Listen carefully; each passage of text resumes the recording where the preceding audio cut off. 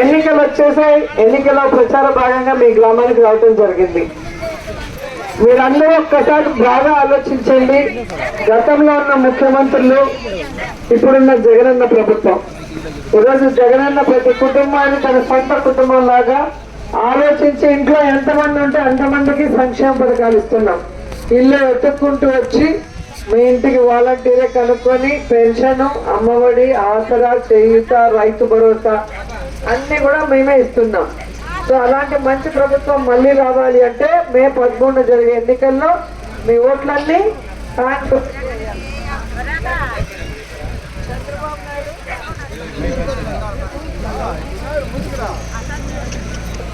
చంద్రబాబు నాయుడు 14 సంవత్సరాలు ముఖ్యమంత్రిగా ఉన్నా ఏ రోజైనా అమ్మఒడి ఇచ్చాడా, ఆసరా ఇచ్చాడా, చేయూత ఇచ్చాడా, ఇంటికి వచ్చి ఇచ్చారా?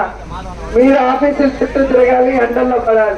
ఇప్పుడు ఎలక్షన్ కోడ్ వచ్చేందుకే లెక్కర్లు పెట్టి వాలంటీర్లు ఇవ్వకూడదు అని చెప్పడం వల్ల ఈరోజు ఎంత ఇబ్బంది అవుతుంది. ముసలాళ్ళంతా ఎండలో ఎంత దూరం పోవాల్సి వస్తుందో చూస్తున్నారు. మళ్ళీ అన్ని ఇంటికి రావాలి అంటే జగనన్న ముఖ్యమంత్రి అవ్వాలి. అప్పుడే వాలంటీర్ వ్యవస్థ ఉంటుంది, సచివాలయ వ్యవస్థ ఉంటుంది. పేదవాడి కష్టాలు తీరి సంతోషంగా ఉంటారు. వాళ్ళ పిల్లలకి చక్కటి చదువు అందుతుంది, చక్కటి వైద్యాన్ని అందించగలం.